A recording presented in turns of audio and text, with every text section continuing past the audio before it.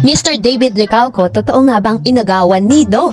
At ano nga ba ang katotohanan patungkol kay Miss Alexandria Manalang? Ang lahat ng yan, but before that, if you haven't subscribed yet to my YouTube channel, please don't forget to like, share, and subscribe at hit mo na rin ang notification bell for more showbiz updates. Of course, bago tayo magpatuloy sa ating updates for today's video, nais kong pasalamatan kayo for always watching and trusting this channel. Thank you so much. Inyong palagi ang panonood at palagi ang pagsubaybay sa mga updates po natin. Maraming salamat po.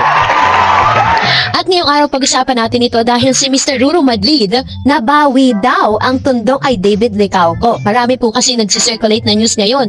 May mga lumalabas na hanas sa social media na pinalitan daw ni Ruru Madrid si David Licauco sa binubuong action drama series ng GMA7 na pinamagatang Hari ng Tondo.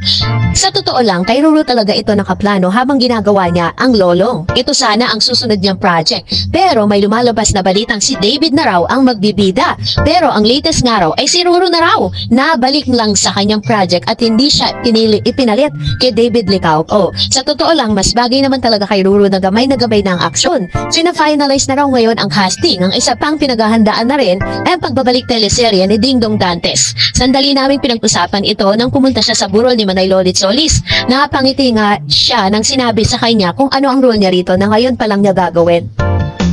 Kaya pag-aaralan daw nito bago ito kay Dingdong, kaya pinaghahandaan. So ito po ang isa sa mga nagkakansela doon po sa balita na tinanggal yung karapatan o yung karakter na to kay David dahil technically kay Ruru Madrid talaga inoffer ang Hari ng Tondo. At ito paano, dahil talagang ito yung mga nagsisirculate na news at paulit-ulit na naririnig natin sa social media ang patungkol sa secret na jowa nitong si Mr. David Licauco. This time pag-uusapan na natin, upuan natin to kasi grabe na po yung mga lumalabas na balita patungkol kay David Licauco at doon sa sinasabi di umano nilang sikretong jowa nitong si Mr. David na si Miss Alexandria Manalang. Lagi ko naririnig kasi yung pangalan nitong si Alexandria Manalang, isang bagay na nagtulak sa akin para talagang imbestigahan ng babaeng ito.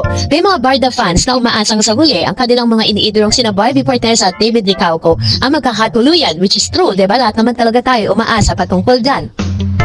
Katunayan na magkahiwalay si Barbie at ex si Jack ay may mga Barda fans na umaasa tayo na matutuloy na ang romansang tambalang nagsimula sa Maria Clara at Ibarra. Pero bakit nauudlot? Sabi ng iba, from real to real ang relasyon ng dalawa. So ito na, no? Usap-usapan kasi sa isang portal may nagchikang never daw na posibleng mangyari na maging tunay na magjowa ang Barda. Ito yung mga lumalabas na mga balita dyan sa Twitter. Ayon po sa tweet ng mga netizen, may girlfriend na di umano ang pambansang Ginoo. Matagal na umano na may karelasyon si David na nagngangalang Alexandra. Tapos pinapalo daw ni David hindi lang si Alex kundi ang buong clan nito na kinabibilangan ng nanay nito, mga kapatid at pinsan sa IG. Pinapalo din daw ng inito ang other half ng Barda tandem sa botong-botong umano ang mga ito sa aktor. So nung tayo po ay nag-investigate, ang pinagtatakan ko lang bakit po naglalabas sila ng mga ganitong news samantalang si Alexander Manalang a very private person. Yes, nakafollow po si Mr. David Licauco kay Alex Manalang, pero hindi niyo po makikita dyan kung sino yung mga nakafollow sa kanya, kung sino yung mga pina-follow niya. Yun po kasi yung isa sa mga pinagtatakan ko bakit po nasasabi nila na ang buong clan daw di umano nitong si Mr. Miss Alex Manalang ay pina-follow ni David sa Instagram. Samantalang private person po ito, at the same time is hindi niyo po makikita at matatanaw kung sino mga pinapollow at kung sino nagpa-follow sa kanya. Kaya nga talagang medyo 50-50 tayo sa mga ganitong balita na may followhan na nagaganap.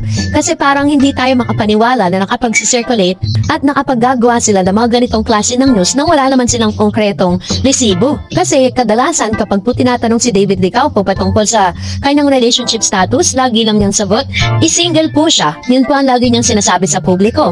Tapos lahat ng mga sagot niya, lagi pong included ang pangalan ni Miss Barbie Forteza. So sa tingin ko is hindi tayo pwede basta-basta maniniwala sa mga ganitong chika, lalo na't wala namang konkretong resibo na makapagtuturo na talagang may kirelasyon na nga itong si David Licauco. Nakakaloka lang kasi nadadamay pa yung buong pamilya nitong Alexander Manalang na to, Alexandra Manalang, na hindi naman talaga masasabing public figure, diba? So kayo na po ang humusga. At dahil dyan, narito naman ang ilan sa mga comment reaction po ninyo sa ating pong comment section. Sabi ni Enel Constantino, more power and God bless both. Hashtag panatag, nakakamiss lang talaga sila sa TV and big screen na magkasama. Sabi ni Miss Tess, yes, David is caring to any co-actress. Ayan. So, Nakamiss naman talaga si Barbie at si David, pero soon magkakaroon din naman sila ng project together. Sabi ni Miss Maria Cristina Abangon, tama po kayo, dapat positive lang tayo, walang masamang ginagawa ang love team, nagpapasaya sila sa tao at masaya sila sa isa't isa. Kasi may love na nabubuo, fake ang mga bashers. Ayan, so ito yung kanyang komento at reaksyon patungkol sa ating last update. Another one, sabi po ni Miss...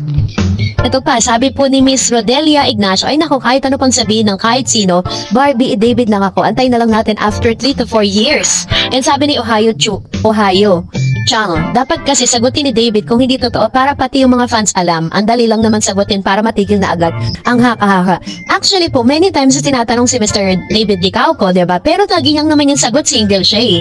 Diba? And ready to mingle. So, ibig sabihin, doon pa lang dinideny na po ni Mr. David yung mga kasinungalingang kumakalat ngayon sa Twitter. Sabi ni Miss Helen, Miss Darreds, curious lang ako kasi every time na may guesting si David sa mga talk show and ask if he's single or taken, he would have the choice to answer whether he's taken or single, na hindi naman niya dapat i-reveal kung sino, o diba, hindi naman nawawala yung credibility niya kung hindi man niya sabihin kung sino. May iba lang na mga supporters sa mga kulit at di marunong respeto sa tamang meaning ng respect for personal privacy na kahit public figures sila, ay sila, siyempre meron pa rin silang karapatang manahimik. Secrecy is the word. Pero alam naman natin na walang sikretong hindi nabubunyag. Lalabas at lalabas din naman when the right time comes. Acceptance is the key. Tanggapin natin kung ano ang nakatadhana sa kanila. Support na lang tayo and wish them luck in whatever future they may become. At the end of the day, still they remain the main entertainers, and likewise for us to be entertained. Which is very true, diba?